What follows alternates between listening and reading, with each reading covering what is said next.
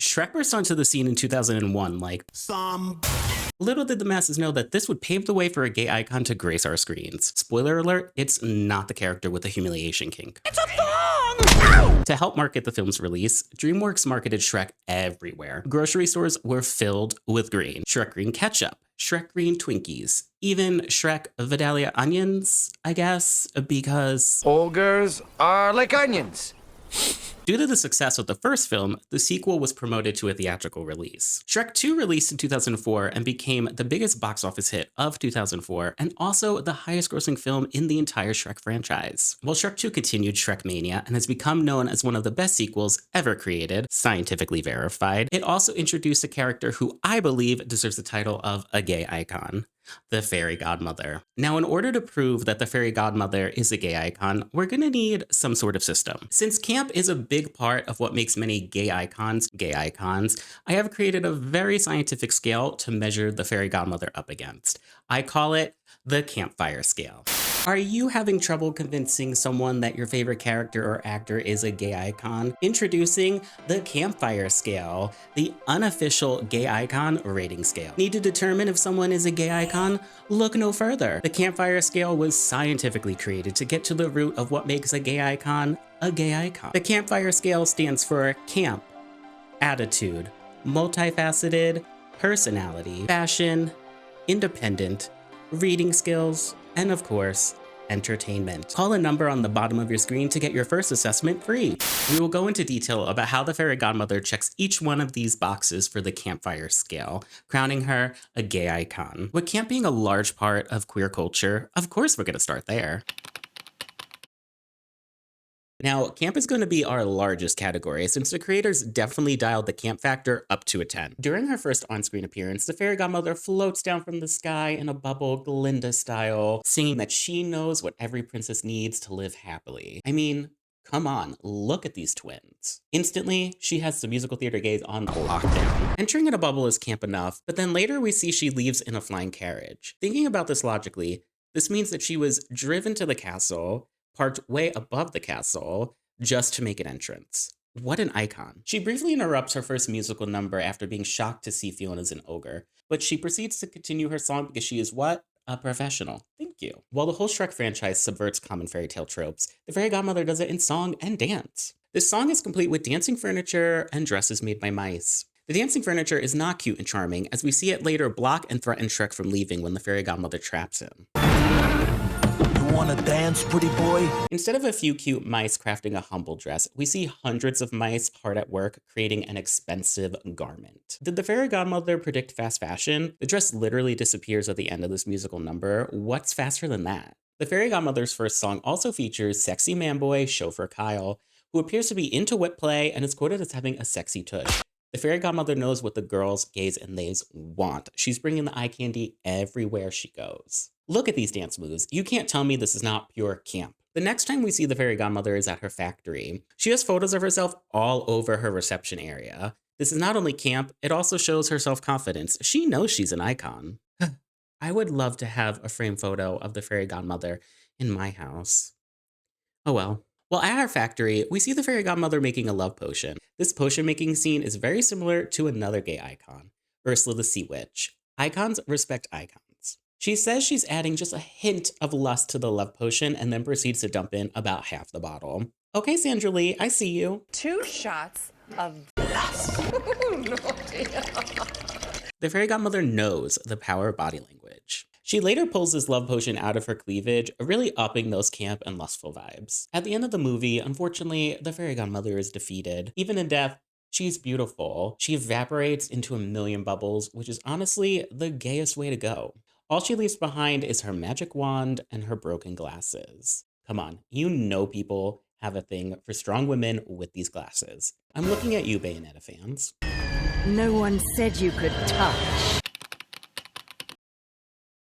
Queer people are always told that they have attitude. when really, we just don't take people's bullshit. The fairy godmother does not let anyone push her around. She bippity-boppity-booped her way up the corporate ladder. The fairy godmother is very cold to Shrek when she first meets him. She knows he is a threat to her business and she will not let that stand. She's always disgusted every time she sees him, and she always reads him to Phil. We'll talk more about that later. She also isn't afraid to stand up to the king. He wanted to change the terms and condition of their contract, and she was like, I helped you with your happily ever after, and I can take it away just as easily. you know who also loves blackmail? Queer people. The fairy godmother always has the receipts. Is it really blackmail if she's just keeping the king true to his contract? Her attitude toward inconveniences is also very relatable. Bring me something deep fried and smothered in chocolate. I also need a special treat when my day doesn't go as planned. She's a real one for that. No one can sit here and tell me that the fairy godmother is not multifaceted. She's a model, a businesswoman, a marketer, a mother, a singer, and of course, a mastermind. She saw Triple Threat and was like, double it and give it to me. Thank you. Not only does she run one of the most successful businesses in the kingdom of Far, Far Away, she's also busy taking care of her failed-to-launch 30-something-year-old JCPenney model of a son, making sure he has everything in life. She's just a single mom who works 2 jobs. She loves her kid and never stops. And she definitely has the heart of a fighter. She's a survivor. She's clearly a model. I mean, look at this billboard. She knows her angles. We already know she's a good singer. She's the largest producer of hexes and potions in the kingdom of Far, Far Away. Of course, she's a good marketer. Lastly, she's plotting to control the kingdom. Of course, she's a mastermind. She's literally blackmailing the king. The fairy godmother has more layers to her personality than Shrek. Shrek Vidalia onions, more like the fairy godmother's Vidalia onions, although she would probably hate that comparison. Even though she's cutthroat, she's considerate. In the middle of blackmailing the king, she stops to ask if he wants any food. Curly fries? How considerate is that? Even though she's a strict boss, it's balanced out by the fact that she's a pushover with her son. And I mean, I totally get it. My fur babies can also do no wrong. She radiates confidence, but she may be insecure, as she's always on a diet. Hashtag 2004. Overall, her personality is infectious. She knows how to get a party started. Not only do we see this during her iconic song at the end of the film, we also see her get the crowd revved up on the red carpet of the royal ball. Even though she's poised, she's meeting the crowd at their level. She really has some good PR training.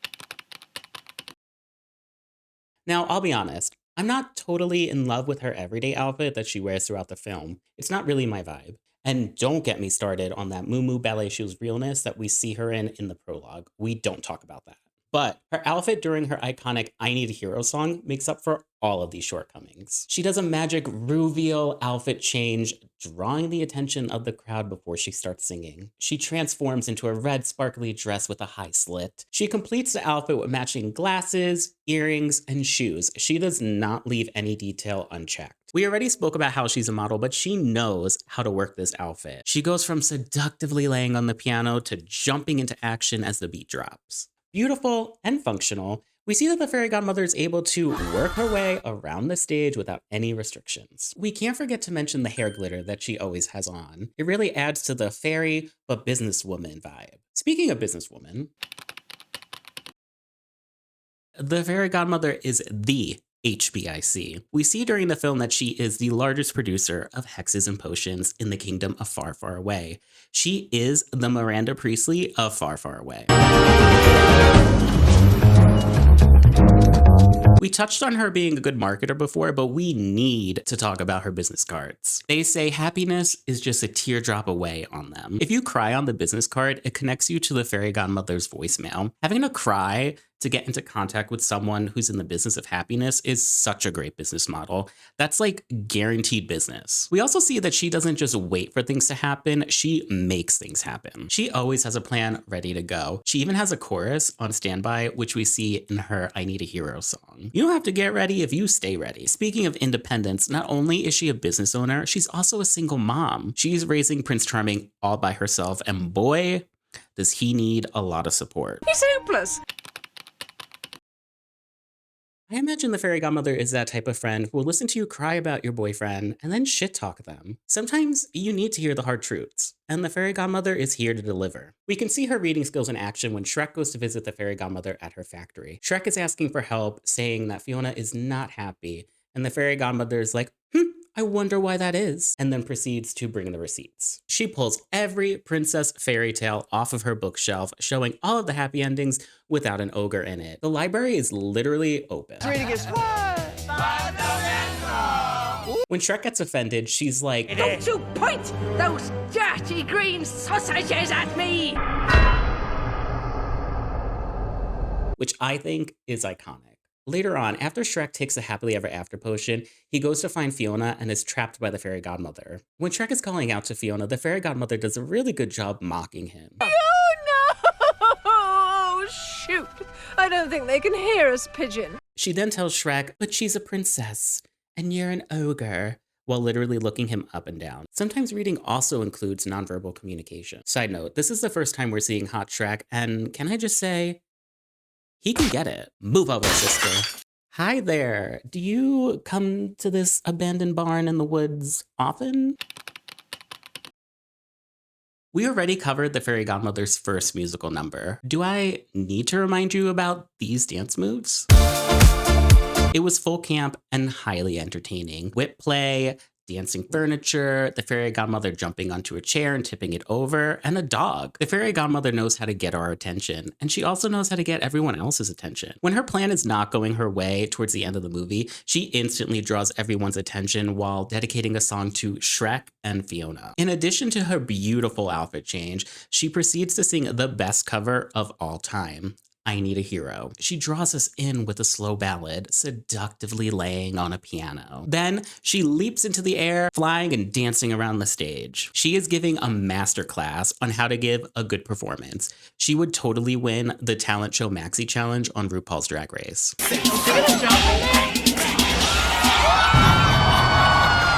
Stepping out of the movie universe for a second, this song provides an emotional background while Hot Shrek and friends storm the castle trying to save Fiona. This scene would not be as impactful without the fairy godmother song. I'm pretty sure this is one of the greatest scenes in cinematic history. Do we really think Shrek 2 would be entertaining and the highest grossing film of the entire franchise without the fairy godmother? While we can't know for sure, just like every politician adjusts the narrative to fit their viewpoint, I'm going to say definitely not. She's entertaining and engaging, leaving the viewers and other characters wanting more. The fairy godmother's character is camp, over the top, and entertaining. She draws in queer viewers as a woman in power with a magnetic personality. She has many iconic performances and scenes, which I personally still think about to this day. I think DreamWorks missed out on a lot of money by not creating more fairy godmother merch. I would totally buy it. That poster, this one, in my house, large above a mantle that I don't have, 100%. I'll give you my money. Gone but not forgotten, the fairy godmother brings something for every queer person. She brings camp, comedy, fashion, business, politics, and of course, hot men. The fairy godmother checks every criteria of the campfire scale and is officially crowned a gay icon. She's officially welcomed into my Gay Icon Hall of Fame.